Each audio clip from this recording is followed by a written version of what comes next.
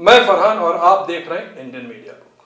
और आज बात करेंगे कर्नाटका के इलेक्शन के बारे में। 2-3 महीना में कर्नाटका में इलेक्शन होने वाला है, उसी के बारे में मैं थोड़ा सा हाईलाइट्स कर दूंगा आपको कि अगर आप वोट जब करते हैं तो किन किन चीज़ों का ख्याल रखना चाहिए। तो पहले हम देखते हैं कर्नाटका के इलेक्शन का ओवरव्यू।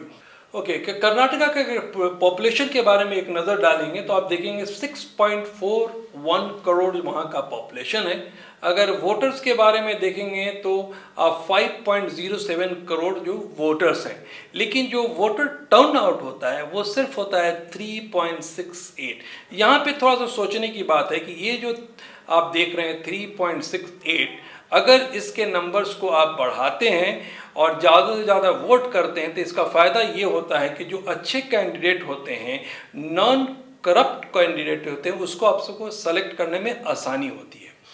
ओवरऑल आप देखेंगे तो 224 सीट होते हैं पूरे कर्नाटका के इलेक्शन में।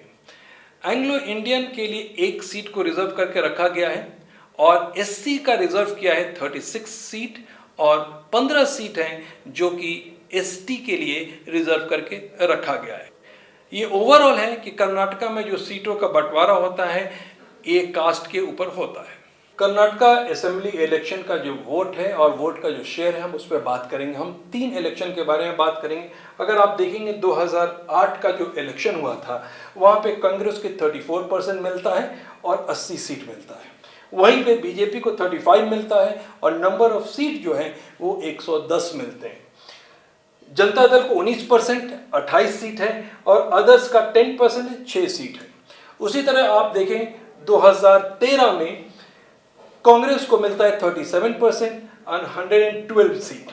ये वो टाइम था जब येडियुरप्पा साहब पार्टी से बाहर चले गए थे, उनकी पार्टी को मिलता था 23% लेके उनको 22 सीट मिला। 20% जेडीएस को मिला और जेडीएस को मिला था 40 सीट। बीजेपी को 20% मिला था और उनको सीट मिला था 40। उसके बाद अगर आप बात करते हैं 2018 के तो आप देखेंगे कि यहाँ पे कांग्रेस को मिला है 38% 80 सीट, बीजेपी को मिला है 36 104 और जनता दल को मिला है 18% 37 सीट। तो आप ये देख रहे होंगे, कहीं कहीं आपको दिखाई दे रहा होगा कि जब शेयर ज़्यादा भी है लेकिन नंबर ऑफ सीट कम है। ये क्यों होता है?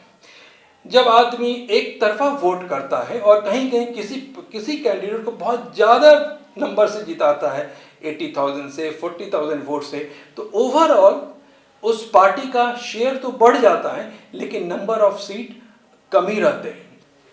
इस स्लाइड में ओवरऑल ये देखना है कि पिछले 15 साल में, मतलब जो 3 इलेक्शन हुए हैं, अगर आप ठीक से देखेंगे तो 2018 में जो पार्टी का नंबर ऑफ शेयर था उतना ही था। उसी तरह 13 में भी मोरलेस सेम और 18 में सेम। अगर आप देखेंगे तो कांग्रेस को 34, 37, 38, बीजेपी को 35, 20 इसलिए हो गया था क्योंकि वहाँ से येडियुरप्पा चले गए थे, लेकिन उसके बाद देखेंगे फिर 36, तो जेडीएस 18। तो एवरेज अगर जेडीएस का देखेंगे तो 19% पे है, कांग्रेस 35%, बीजेपी भी 35%। तो मोरलेस हर पार्टी का जो शेयर है वो ऑलमोस्ट इक्वल है। जब पब्लिक सिलेक्शन करती है कि वोट देने के लिए तो मोरलेस क्या देखती है कि वहाँ का हवा क्या है, किसी ने कुछ कह दिया तो जाकर वोट देते हैं। कुछ लोग शायद डेवलपमेंट के ऊपर वोट देते हैं, लेकिन एक चीज़ सोचना बहुत ज़रूरी है कि अगर पूरे कर्नाटका को आप एक सोच के साथ वोट देंगे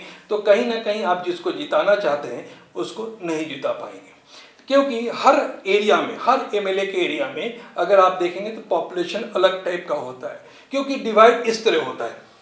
आप देखेंगे कहीं ओबीसी है, कहीं क्रिश्चियन कम्युनिटी है, कहीं एससी है, कहीं एसटी है, कुर्बा है, मुस्लिम है, वोगलिका है, लिंगायत है। ये जो परसेंटेज ओवरऑल है ये आगे पीछे हो सकता है, लेकिन हर एरिया में सेम परसेंटेज नहीं होता है। कहीं आप देखेंगे ओबीसी ज़्यादा है, कहीं पे लिंगायत ज़्यादा होंगे, कहीं मुस्लिम ज़्यादा होंगे। तो आपको ये देखना पड़ेगा कौन सा कम्बिनेशन किसके साथ फिट हो रहा है और किसका रुझाव किसके तरफ है। उसी हिसाब से अगर आप सोचकर वोट देते हैं तो आप जिसको जिताना चाहते हैं उसको जिता सकते हैं। लेकिन अगर ब्लाइंडली, मान लीजिए एग्जाम्पल के तौर पर मैं बोलूं कि आप हुबली में बैठे हैं, वहाँ से बेंगलोर के अपने दोस्त को फ़ोन कर किसको वोट देना है, क्या हवा है, वो आपको बताता है, बेंगलोर की कहानी बताता है। अगर उसके हिसाब से आप जाके हुबली में वोट देते हैं या दूसरे जगह वोट देते हैं तो ये कैलकुलेशन काम नहीं करेगा। तो आप जहाँ भी हैं, जहाँ पे आप वोट दे रहे हैं, आप वहाँ का जायज़ा लीजिए, आप डेवलपमेंट के बारे में देखिए, उसके बाद में लोगों से बात कीजिए और ये सब कॉम्बिनेशन को चेक करेंगे। उसके बाद अगर वोट डालते हैं तो एक अच्छे कैंडिडेट को सेलेक्ट कर सकते हैं। दूसरी बात, आप जिसको जिताना चाहते हैं उसको आसानी होगा आपको डिसीजन लेने में।